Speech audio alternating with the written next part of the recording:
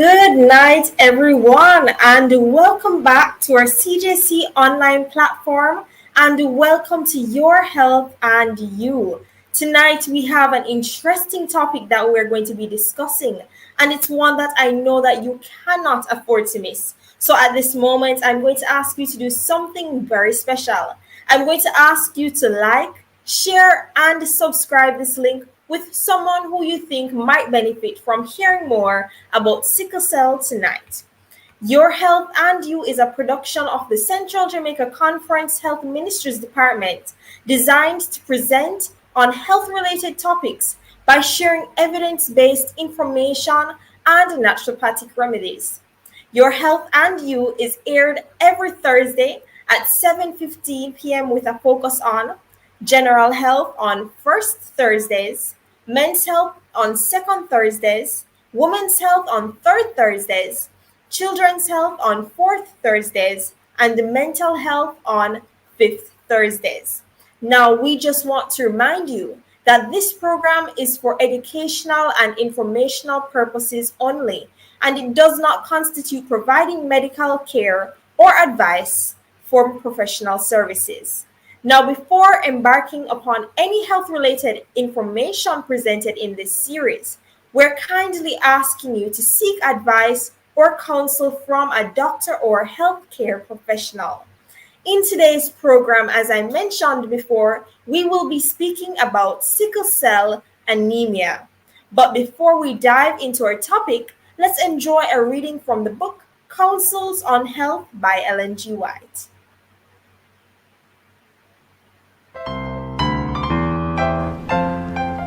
Section 1. The World's Need. Multitudes in Distress. When Christ saw the multitudes that gathered about him, he was moved with compassion on them, because they fainted and were scattered abroad as sheep having no shepherd. Christ saw the sickness, the sorrow, the want and degradation of the multitudes that thronged his steps. To him were presented the needs and woes of humanity throughout the world. Among the high and the low, the most honored and the most degraded, he beheld souls who were longing for the very blessing he had come to bring. Souls who needed only a knowledge of his grace, to become subjects of his kingdom. Then saith he unto his disciples, The harvest truly is plenteous, but the laborers are few. Pray ye therefore the Lord of the harvest, that he will send forth laborers into his harvest. Matthew 9:36-38. Today, the same needs exist. The world is in need of workers who will labor as Christ did for the suffering and the sinful. There is indeed a multitude to be reached. The world is full of sickness, suffering, distress, and sin. It is full of those who need to be ministered unto, the weak, the helpless, the ignorant, the degraded.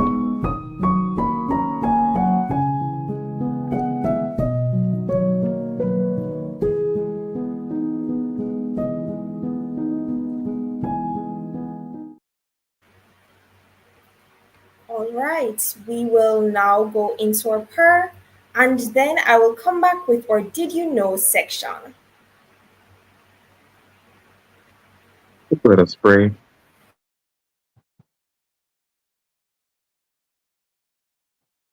Our Heavenly Father, Lord, we give you thanks that indeed you have blessed us, you have brought us. We thank you for your grace and your mercies. We ask that as we go through tonight's program, may your Holy Spirit lead, guide, and direct us. May your name be honored and glorified. And may indeed we minister unto individuals as we share your good news, as we share your health ministries. Bless and keep us, we pray, in Jesus' name. Amen and amen. Celebrations, rest. All humans need rest and relaxation. Without it, we can suffer cognitive impairments. But the chaotic world always has tempting demands and activities that might seem more important than quality rest. When you're tired, the executive functions of your mind suffer. You'll become less effective at recognizing the choices available to you and less capable of deciding which is best. Feeling tired not only makes you more stressed, but also inefficient, slower, less safe, and more likely to make mistakes. But how much sleep do you really need to make sure you stay at the top of your game? It varies between individuals, but experts agree that 7 hours of sleep per night is enough to get by. Establishing a regular bedtime ritual, eating lightly in the evening, and maintaining a quiet and peaceful environment for sleeping will help you get a good night's rest. Being well rested empowers you to be receptive to God's blessings, and thus continually restored to optimal health. Amen. Now we're at our Did You Know section. And what I'm going to ask for you to do is place your answers in the chat as to whether or not you knew these fun facts about sickle cell disease. So now, the first fact is, did you know that sickle cell disease is one of the most common genetic disorders in the world? Did you know that? Remember, write your answers in the chat. Did you know that 25 years ago, a person with sickle cell disease was not expected to live to adulthood, and the average lifespan was 21 years. Today, the outlook is much more optimistic, and many people are living beyond age 50. Did you know that? Another fact. Did you know that sickle cell disease can occur in any race or ethnic group? This genetic condition has long been associated with people of African descent. However, it can be found in many races and ethnic groups, including Middle Eastern, Latino, Asian, Mediterranean descent, and even Caucasian. Did you know that one? And finally, did you know that people with sickle cell trait or the disease are more resistant to malaria than the average person? So I want to know who knew all of those facts about sickle cell disease. And if you didn't, I hope that you learned something new tonight. So tonight, coming to us, we have a very special guest, and his name is Dr. Everton McIntosh, consultant and this word, it always gets me. Consultant, anesthetist, intensive care and pain management specialist. He is the senior medical officer for the Mandeville Regional Hospital. He is also a member of the NCU Church and actively serves as a prison ministry director and as the assistant health ministry director. Now, I'm reminding you to post your questions in the chat because we'll be back with Dr. McIntosh right after the break to hear some more about sickle cell disease. In a world with constant demands, every woman deserves a time of peace, reflection, and rejuvenation. Introducing the Central Jamaica Conference Women's Ministries Retreat, Repositioning for More, a sanctuary for the soul where women come together to be nurtured and empowered. Join us Thursday, October 3 to Sunday, October 6 at the Ibero Star Hotel, Montego Bay, St. James for a weekend of spiritual renewal, self-discovery, and faith enrichment. Register now. Deadline for the first deposit is March 29. For more information, please visit www.centralja.org, email women@centralja.org, or call us 876-984-2044. Sister, make it your date. CJC Women's Ministries Retreat, October 3 to 6, 2024.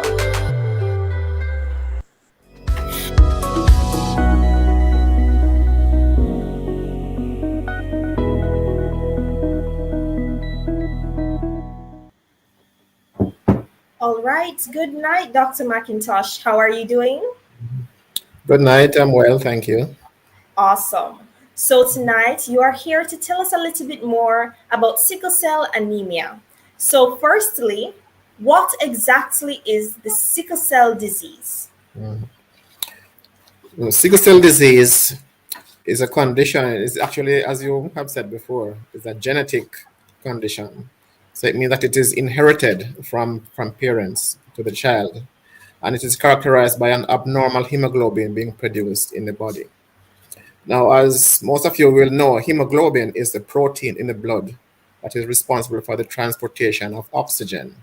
Okay, and it is under genetic control, as all proteins in the body are. But what happens is that there is a defect in the gene that codes for a specific protein on one of the chains called the beta chain of the hemoglobin molecule. And because of that, it changes the characteristic of the hemoglobin. So what the main function of hemoglobin is to transport oxygen in the blood. So that is responsible for transporting oxygen from the lungs throughout the body so that the body can function. Because of this abnormality, the normal state of the red cell is affected. Under situations where oxygen levels are low, the hemoglobin is, instead of being nice and soluble, it actually forms into crystals. Okay, and this crystal results in the characteristic sickle shape. So it's like a C shape of the hemoglobin molecule. It also causes the molecule to be more rigid and also sticky and less capable of being deformed. Because when the blood has to flow through the tiny vessels to get to the tissues, the red cell actually deforms, meaning that it can actually bend or even be compressed so that it can squeeze through the tiny vessels. The red cell that is sickled cannot do that. And also it tends to stick to each other as well as stick to the walls of the vessel. And that results in blockage. So that causes blockage of these vessels, and that leads to a lot of the symptoms and the problems that you get with sickle cell disease. So because of the blockage, then the blood flow to the particular tissue is compromised. So one of the hallmark of that is pain, right? Because when you get lack of blood to a particular area, that is a condition that is called ischemia. And one of the hallmark of ischemia is pain. Ischemic pain is one of the most severe pain that you will experience. Okay? That is the pain that you get with a heart attack. Because a heart attack is due to the same thing, obstruction of a vessel to a portion of the heart. And so the lack of blood flow results in ischemia, and that is what generates that severe pain you get from a heart attack. So this obstruction in sickle cell disease can occur anywhere in the body. Any organ can be affected, but most commonly, the symptoms will be related to bone, to the limbs, to the chest, to the abdomen. So you get abdominal pain, chest pain, pain in the arms and legs, and so on. But another important problem with the sickling is the fact that the abnormal hemoglobin that is produced results in the fact that the abnormal cells, their lifespan is reduced because they are more fragile. The normal lifespan of a red cell is about 120 days. But in sickle cells, the lifespan of the cell is reduced between 20 to 30 days. Okay, right. So those cells they are being destroyed at a more rapid rate by a condition that we call hemolysis. Hemolysis is a word to denote the destruction of red cells. Okay, so the cells are destroyed and the contents of them are spilled into the bloodstream, and so the hemoglobin that is released into the blood, because normal hemoglobin is confined to the cell, but with the cell being destroyed, the hemoglobin is released directly into the bloodstream, and so the body now will deal with that by breaking it down, and that results in an increase in the production of bilirubin. All right, now bilirubin, when it builds up in the blood, that gives it that yellow color, or jaundice, as we refer to. So you see people and hear people say they have jaundice. That is due to the accumulation of bilirubin in the blood. Because of hemolysis, bilirubin is being produced at a rate greater than what the liver can handle, and so it accumulates. All right. So those are some of the cardinal features of the sickling process. So you get jaundice. You also get anemia because the red cells are being destroyed, and the hemoglobin is being destroyed as well. Anemia just means that that your hemoglobin count is low. Some people refer it as a blood count, but it's really a hemoglobin concentration. Okay, and so that is why it is called sickle cell So, anemia. yeah, right. Okay, so those are the main characteristics. You get the anemia, and you get the blockage, which we refer to as an infarct, and so that causes a lot of organ dysfunction. And like I said, it can occur anywhere in the body. All right, and so most of the symptoms are related to which organs, which tissues are affected by the blockage process. Okay, thank you so much, doctor, for that. Now, you touched on another one of my questions, which is what are some of the symptoms of sickle cell anemia? But before we go even further, can you tell us, are there different forms of the sickle cell disease or sickle cell anemia? All right, so strictly speaking, sickle cell anemia refers to a particular type of the sickle cell disease. Sickle cell disease is a spectrum of disorders because there are different abnormalities that can occur in terms of the hemoglobin. The most common one is what we refer to as the sickle hemoglobin or hemoglobin S. Okay, that is one where we mentioned about the defect in the gene that codes for the hemoglobin molecule. So the majority of sickle cell cases will be related to hemoglobin S. Now, it's a genetic condition, and so it is transmitted by one or both parents. So it's what you call a homozygous. If it's a homozygous gene, then both parents will have it. Right. All right, sorry, no, that's not what I meant to say. If it's homozygous, because there are two genes. So if it's homozygous, then one parent will have both, and that is when you have what you call the SS. So the hemoglobin, or normal hemoglobin, is called hemoglobin A, and the sickle hemoglobin is called hemoglobin S. All right. So you can have various combinations. You can have, if you have AA, that is the normal hemoglobin. But if you have the sickle hemoglobin, where you get one from one parent, and you have a normal hemoglobin from another parent, then you have hemoglobin. Your hemoglobin will be AS. But if you get both parents give you the sickle hemoglobin, then you have SS, which is the full-blown sickle cell disease. So the AS will be the sickle trait, and the SS is a full-blown sickle cell anemia. Okay. Right. But there are other abnormal hemoglobins, for example, hemoglobin C, and the thalassemia, and the thalassemias, which is also different types of abnormal hemoglobins. However, they can occur by themselves, or they can occur in combination with hemoglobin S. But when they do occur with hemoglobin S, they tend to produce milder forms of disease compared with hemoglobin SS. Okay, thank you so much, doctor. Now, how does one get sickle cell? You spoke about it being a genetic disorder, but is it only through transferred through genes? How does one get sickle cell? Yes, it is a genetic disorder, so you have to get it from your parents. Okay, so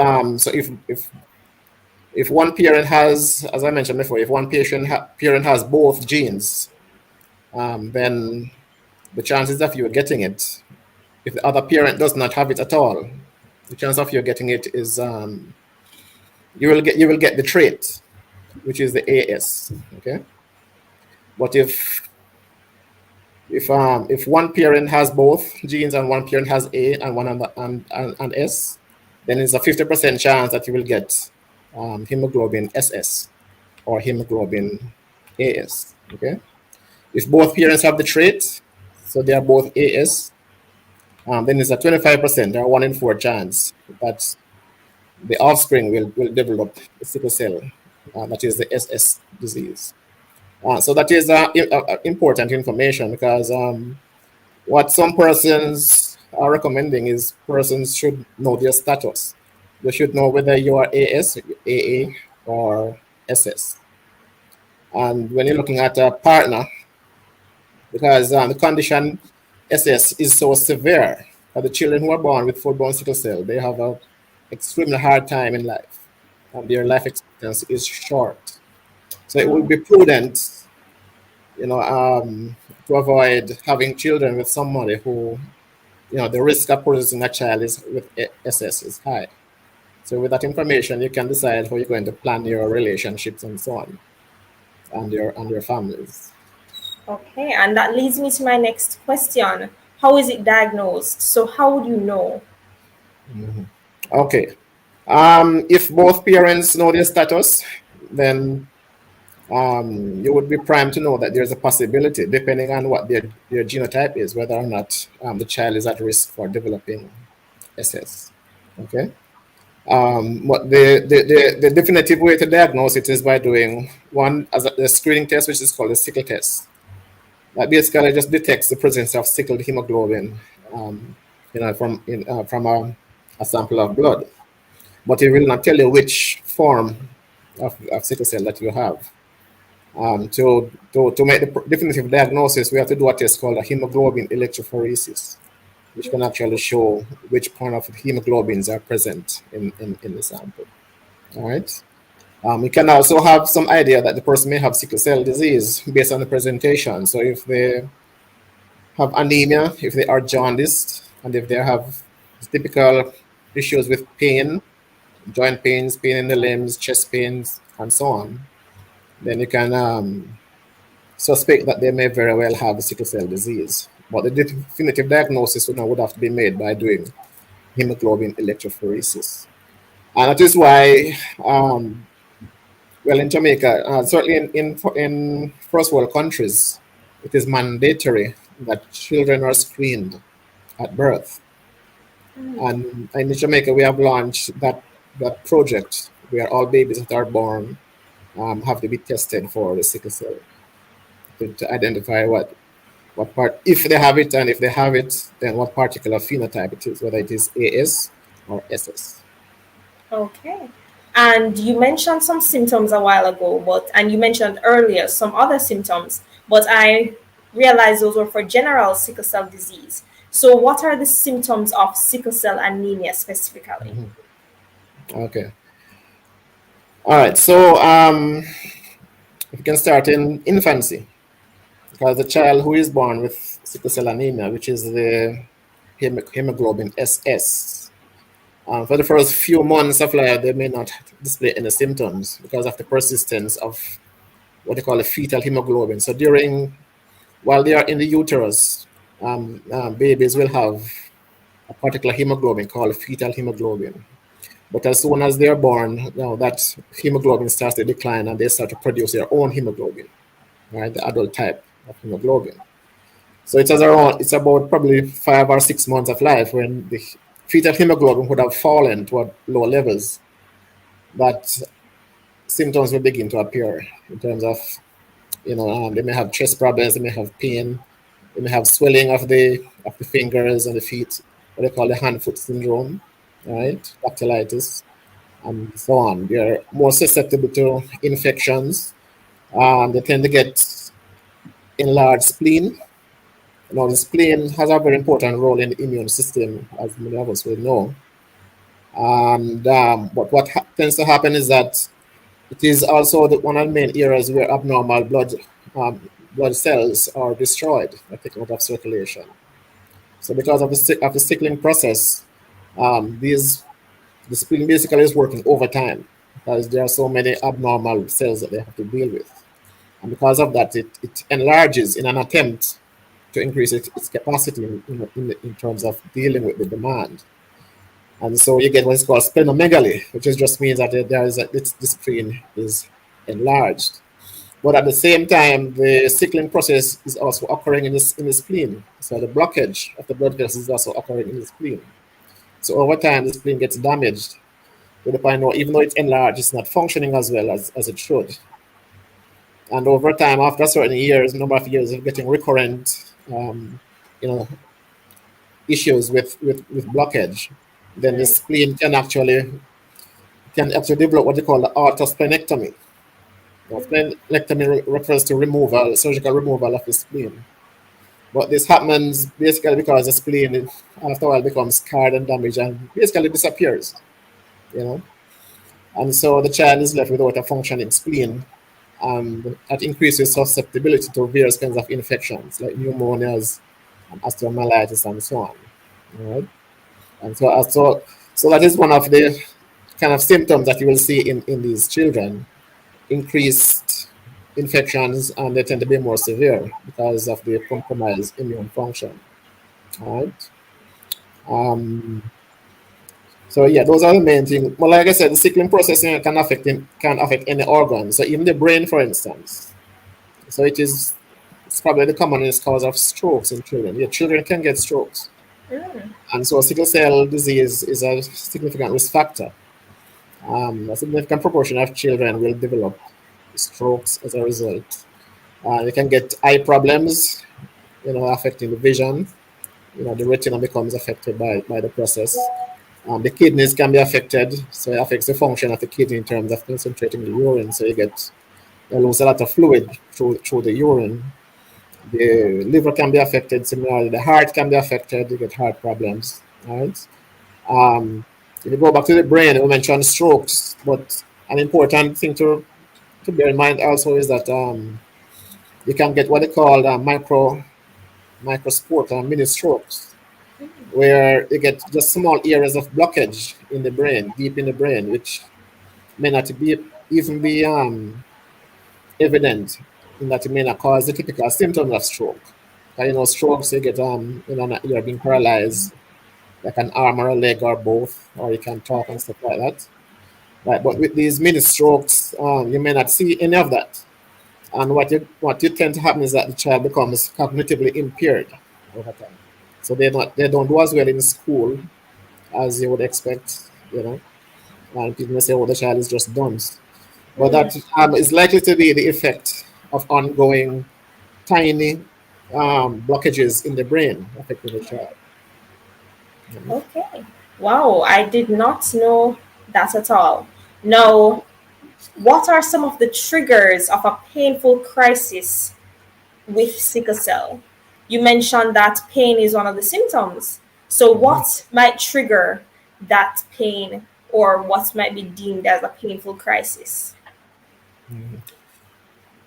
Okay, so a crisis occurs when the normal hemoglobin, the sickle hemoglobin, because normal hemoglobin is no longer present. So when the sickle hemoglobin is exposed to low levels of oxygen, then it causes a change in the chemical structure. So it becomes insoluble. Normal hemoglobin is soluble, so it dissolves in the fluid in the body. But abnormal sickle hemoglobin becomes insoluble under conditions of low oxygen levels. Now, that can occur for various reasons. So if, for whatever reason, you have a condition where you don't get enough oxygen into the body, that is a dangerous thing.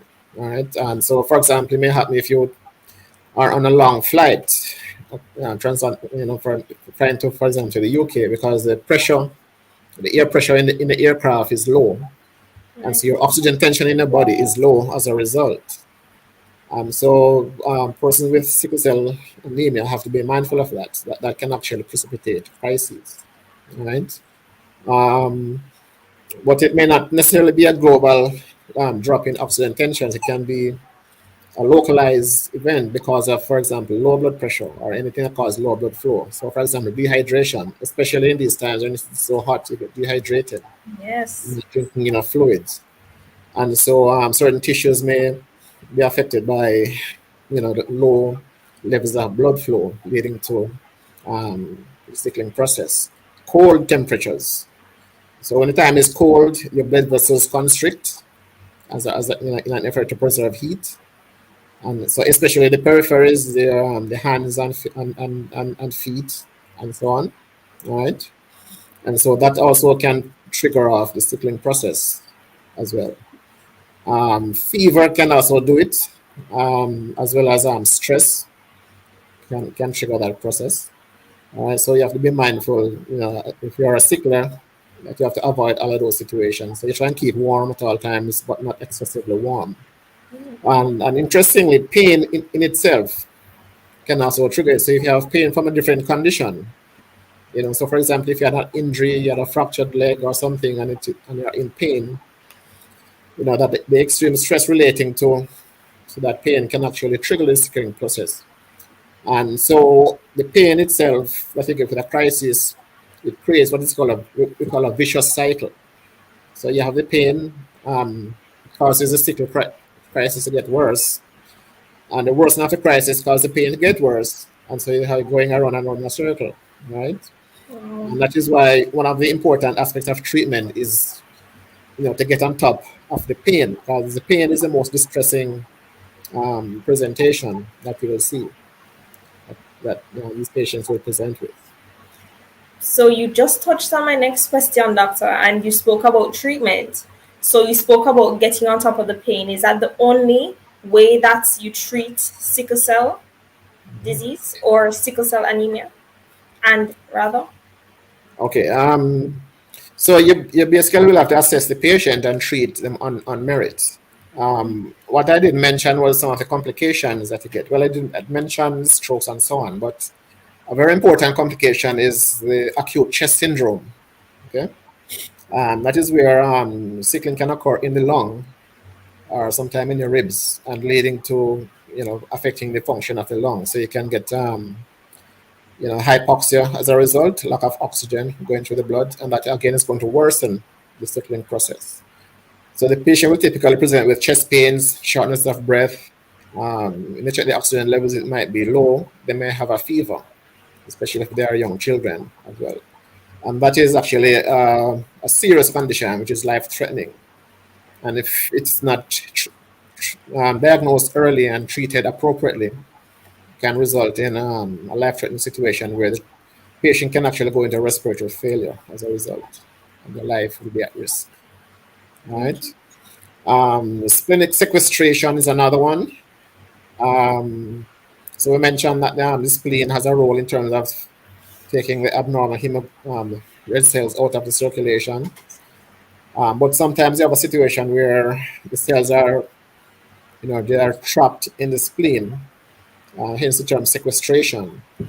And that can lead to a sudden fall in your red cell levels and the hemoglobin levels. Right, so that's basically a severe anemia, but it's not just anemia, it's also a drop in your blood volume. So the patient actually goes into shock, as well as a profound anemia. In that situation, they require aggressive blood transfusion in order to restore their hemoglobin levels and to save their lives. All right, but most persons will present with pain. The pain is the number one presentation, is the number one symptom that they will come with. And so you have to assess the pain, where the pain is, what's the severity of the pain, and have a plan in terms of how you deal with it. When the pain is severe, and you need to really be aggressive in terms of treating the pain. Right? So most times these patients will actually require strong pain medications. We're talking about narcotic analgesics like morphine and so on. Now, I know some person get a little bit nervous when they talk about morphine and those strong drugs. They worry about addiction and all of that. But it is really important that you get on top of the pain. You need to break that pain cycle. Otherwise, the longer it persists, is the worse it gets, and actually can develop into serious complications. So you have to get on top of the pain. General measures like hydration. So if the patient is dehydrated, but even if they don't appear to be dehydrated, you have to ensure that they are well hydrated to maintain their circulating blood volume and so on. Also keep them warm. If necessary, you may need to administer oxygen, because we've considered the fact that the possibility, especially if they have chest syndrome or you're thinking about chest syndrome, then you have to give them oxygen. All right. Young children are susceptible to pneumonia, because of the compromised immune function. And so they will need antibiotics, they will need oxygen, again, fluids, antipyretic measures, such measures to bring the temperatures down, so like giving them paracetamol and so on, keep it sponging and so forth. All right. Sometimes, like I said, the presentation is wide and varied. So, for example, you can have problems with the bones, where you have to call in the orthopedics specialists. They get infarcts or problems like that in the bones. One of the common things, especially in children, is the aseptic necrosis, affecting the head of the femur or the arm bone and so on. which can lead to pathological fractures or dislocations. Right? So we could be Okay. talking all night about complications. Right, I realized there are so many. So you mentioned some symptoms, you mentioned some complications. But when the person is at home, what signs should the family members or whoever is with them look out for that they're presenting with, which should signal that they should be rushed to the hospital? Okay. All right, so that's a very important question. So the first thing we have to say is that once you or a family member has sickle cell disease, then it is very important that you educate yourself. All right, so you can read about it. When you go to the doctor, you ask questions, ask what to expect and what to do in various situations. All right, because to be forewarned, to be forearmed. And so you have to know in advance what you need to do. So the danger signs. All right. So each patient who has sickle cell disease, they have their own typical presentation and so on. So as a family member, you should know what their baseline status is. What their normal situation is. Some persons may actually have chronic pain, for example, meaning that they're always in pain, and so they're on medications constantly to keep that pain under control. Where others may develop pain acutely, and they treat that and it goes down and doesn't come back. All right, and so you have to know what your person's normal status is, and if there's any deviation from that, then you have to be on your guard. But in terms of danger signs, so if they have high fever, if they're having shortness of breath or breathing difficulties, if they have pain which is not being controlled by the regular medications that you're using at home, don't wait, especially the pain, don't wait and watch it, because that pain can escalate very rapidly, right? And it can cause a lot of things to go out of control as a result. So they need prompt, effective treatment. The shortness of breath may be a sign that the chest is involved, if you're having chest syndrome or a pneumonia. Again, that requires prompt treatment to prevent further complications. Or sometimes it can be an issue with the heart. As I mentioned before, that the heart can also be affected, right? So you having chest pains, having shortness of breath, it can be heart related. If they don't look right, if they're not moving as they used to, they're lethargic, and so that is a dangerous sign. It means that they're beginning to decompensate, and so we need to get them help as soon as possible. All right. Yeah, those are I think would be the main things that would be of concern. Right, Okay. and I hope the Yeah. family members were taking note of those signs to look out for, because it's very important that they know what to do and what to look for. So, finally, Dr. McIntosh, for this section, can this condition be prevented or cured? All right. To what extent it can be prevented, if I've mentioned before about knowing your status. So if you are parents or if you're planning to get married, I don't want to say a ticklish subject, but but you may want to consider or to think carefully about if you want to get married to somebody who has the sickle cell gene. If you have the sickle cell gene, you probably should not get married to somebody who also has it, Right. because it means that there's at least a 50% or at least a 25% chance that you're going to produce a child who has SS, right? And especially if you have the trait and the other person has SS, then it is 50-50. Okay, and the thing is, once a child who has sickle cell anemia, the quality of life is extremely compromised, right? I mean, we mentioned the acute symptoms, but even things, well, I mentioned also the cognitive effects that they get sometimes, but may hear old time people say the child don't grow. That is one of the characteristics of a child with sickle cell anemia. Failure to thrive. They don't develop, they don't grow as well as they should. All right. So they tend to be smaller and less robust. They're less able to perform active tasks, participate in sports, to carry out functions that require them to be robust. Okay, so you have to think carefully when you're contemplating, you're making those decisions, in terms of future spouse and having children and so on. So that is why everybody needs to be. If you don't know your status, you need to. It's a simple test. They draw a sample of blood and they'll test it and give you the results. All right. So yeah, so that is the only way to prevent it. Avoid having children with SS. Okay. In terms of cure, generally speaking, we would say it is something that cannot be cured, but there's a lot of work going on now in terms of gene therapy,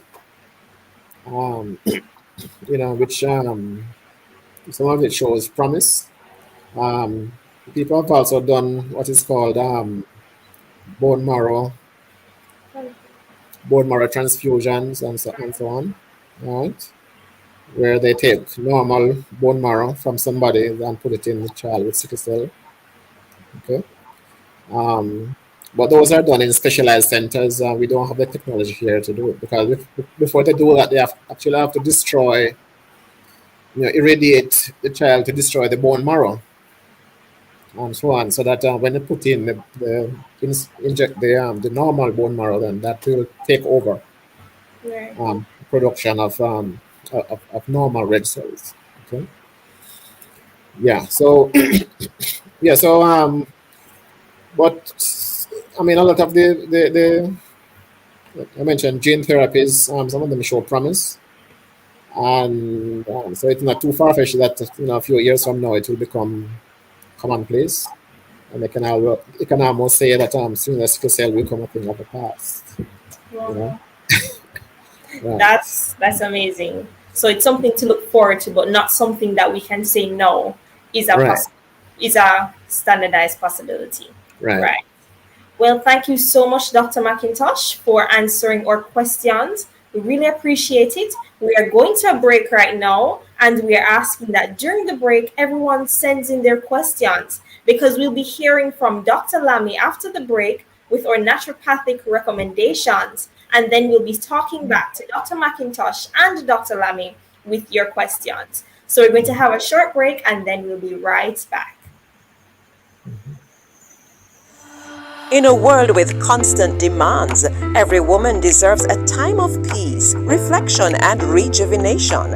Introducing the Central Jamaica Conference Women's Ministries Retreat, Repositioning for More, a sanctuary for the soul where women come together to be nurtured and empowered.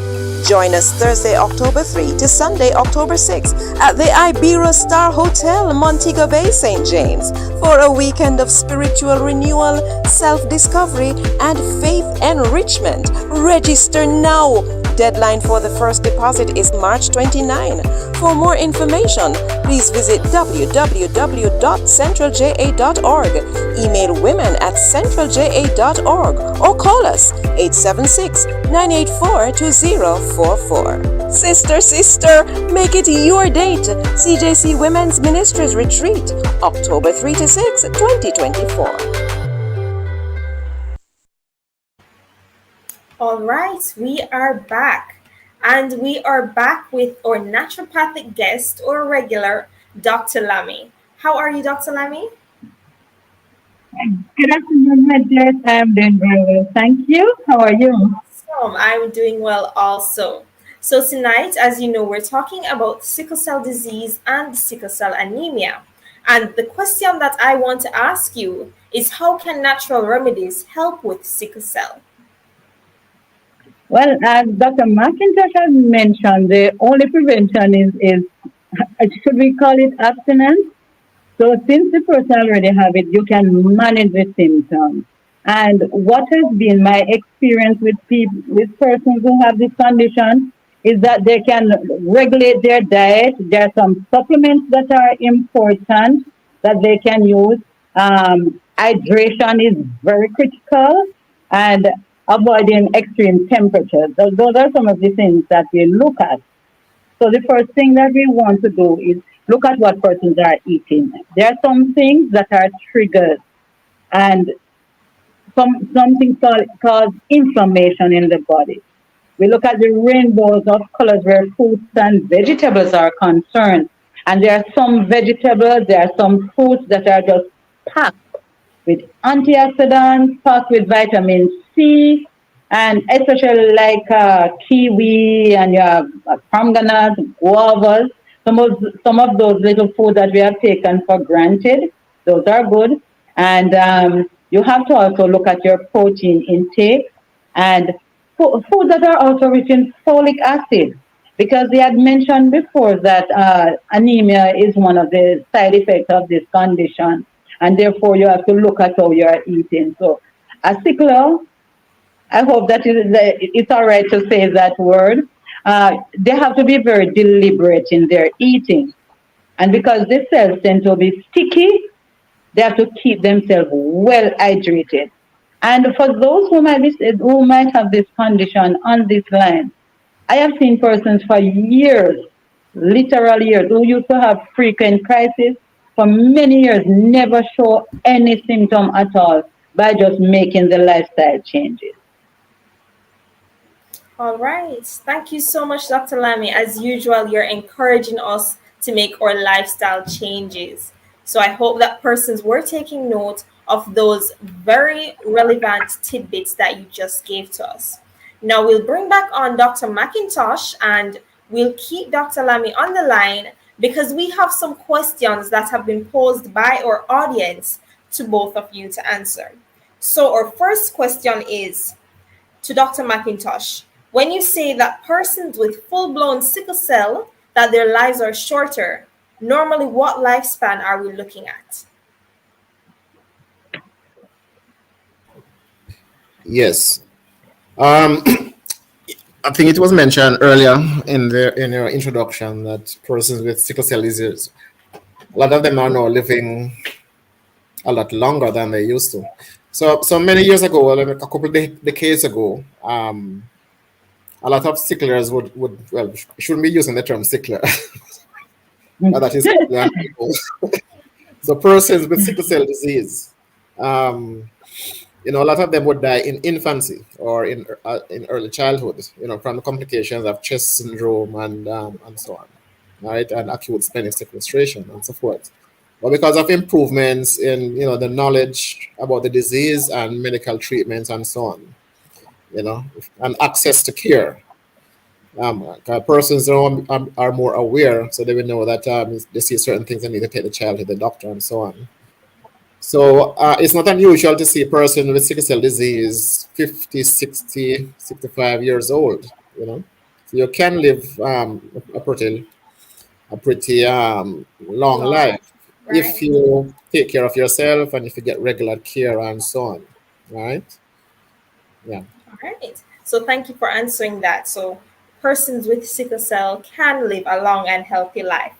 Our next question says that I have noticed that there is an increase in deaths of young people with sickle cell anemia in third world countries. Why is this so? Mm-hmm.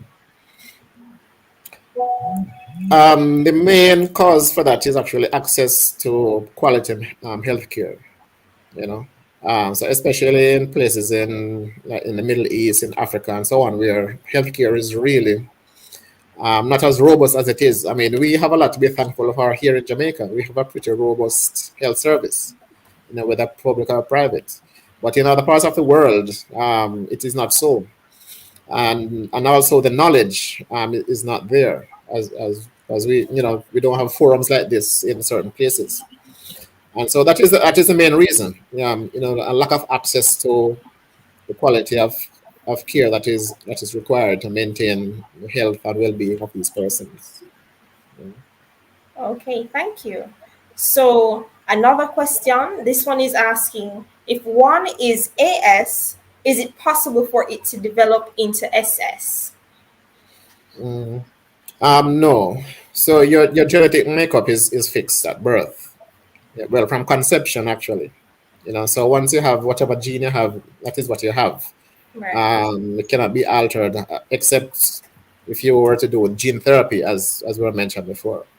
But if you are born with AS, that is actually the sickle cell trait, then that is, what you will have, and your quality of life will be very good, because at worst you'll have a mild form of the disease.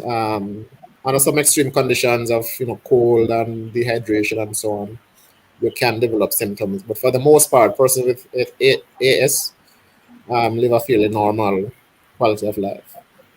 Okay, that is great to hear. Now, our next question says, if persons with sickle cell are to be kept warm, why do they always want to be in a place that is cold? This one is specific to a person, but you can address Yeah. it nevertheless. I'm not sure how to answer that. That's not something I've come across. Okay. And usually the persons would have been educated, because they come to the doctors frequently, and that is what they're being told, that they need to keep warm. They need to avoid extreme sports, for example, that may cause them to sweat a lot and become dehydrated and stuff like that. Yeah. Okay. So that might just be specific to that particular person. Yeah, some Okay. unusual thing. Right. All right. Next question. Can the bone marrow transplant be done on adults? I guess it can. So in making a choice, there will be some kind of protocol that we will use in terms of patient selection and so on. So these are usually done on persons with very severe disease, who are not being controlled with conservative measures, and they're frequently in hospital. They have life-threatening episodes, and so on. And so so it will be after. So I don't think the age per se will be a limitation in that situation. Okay. All right. Another question. We're winding down. How often should a person with sickle cell be screened for complications like stroke or organ damage?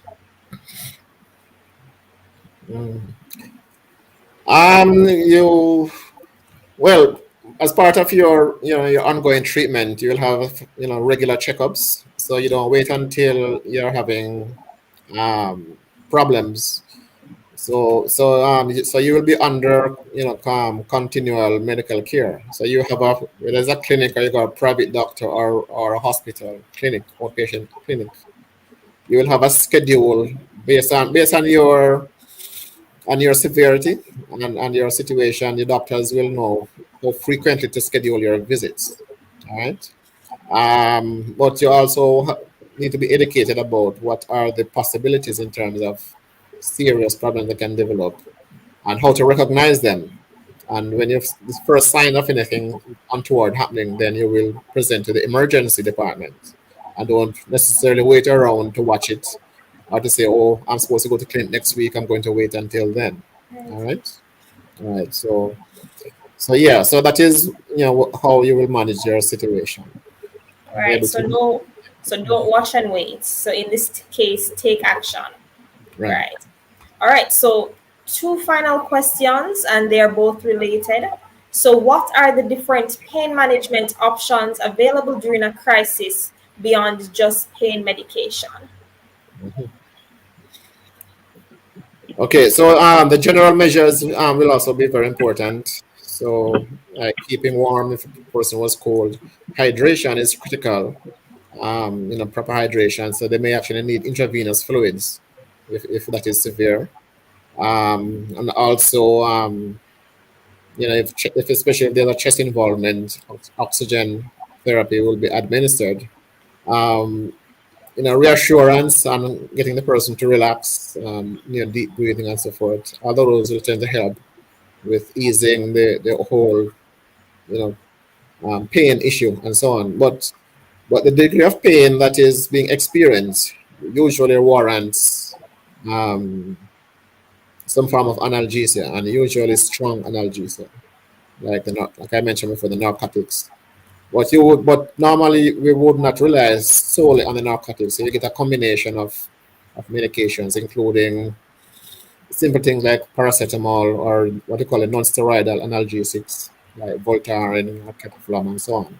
So we use those in combination, because when you have those in the background, it means that you require less narcotics in order to control the pain. All right. So if there's a fracture or if you have a dislocation of the hip or something like that, then appropriate splinting or putting on a cast and so on also will help in terms of diminishing the pain from that. All right. Okay. All right. Thank you. Anything you would like to add, Dr. Lamy? Any pain management methods that come to mind? Yeah, from a naturopathic perspective, what we look at is relaxation techniques. So we get into like warm compress. We use fermentation, and we use hydrotherapy also. And we look at, there are some things that we administer.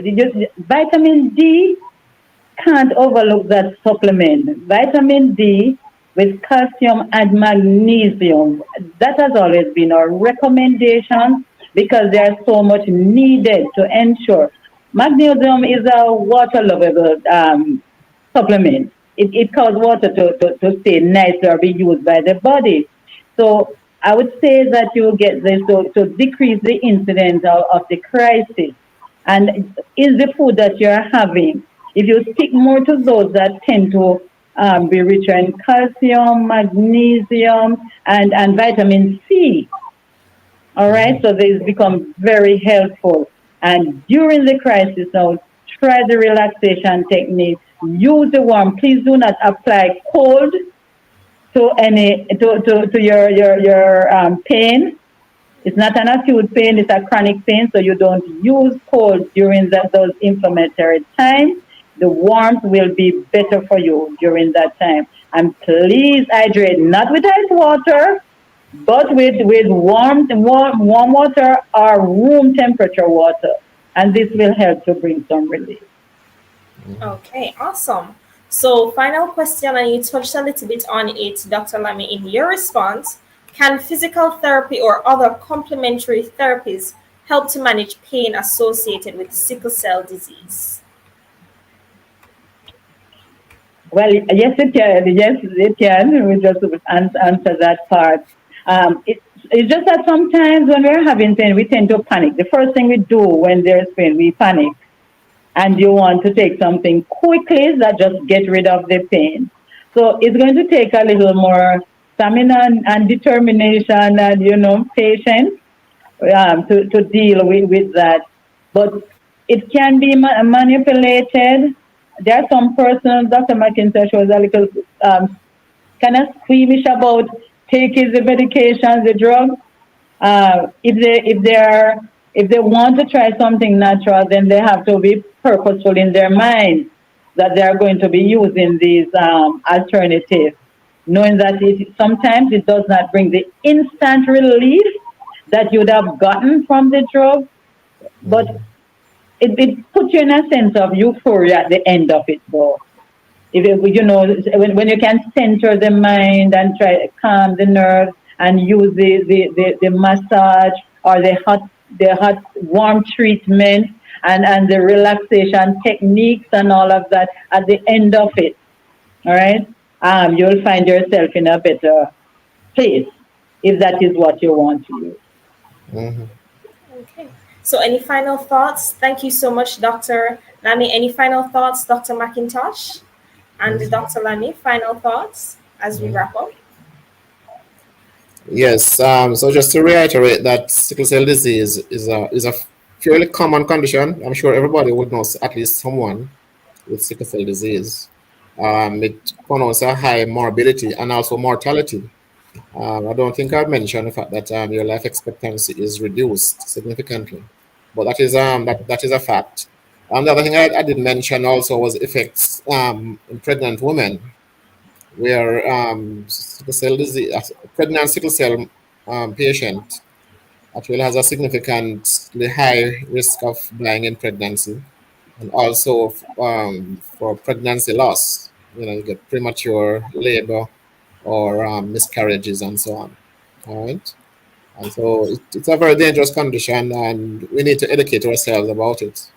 And so that especially if you are at risk, if you have a family member who has it, or if you yourself has it, then you need to know everything you can about it. Because knowledge is power. Yes, indeed. Yeah. Yes, and it's where there's no vision, that's where the people perish. You understand? And love is not blind. So you might be in love with this person, but it is good when you think of what the offspring might suffer. It is good to do your screening. But since you're already in the situation, for those who are, just know that you can manage your symptoms, the crisis, if you are very deliberate about what you're doing. Take the laws of health seriously. Look at if you're supplementing, because as I mentioned before, the supplements are very crucial for you about now. There are some foods that are inflammatory. So you talk like your breads and your sodas and your meat and those kind of things. They cause inflammation in the body. And this is not a time you'd want to put more inflammation. I must mention this one before I go. Keep your gut regular. All right. It is good for you to see to it that you are not constipated. You must be going out regular so that the gut biome remain upbeat and friendly, so that it can help to keep down the inflammation. And how you're going to ensure that happens? Look at those foods that are rich in fiber, so like your green leafy vegetables, your whole grains, your, as I mentioned about the high vitamin C food, look into those. Please keep yourself hydrated. Even if it is a proverbial 8 glasses of water, and juices cannot replace water. Drink your water to keep yourself hydrated, because it will also keep your colon regular.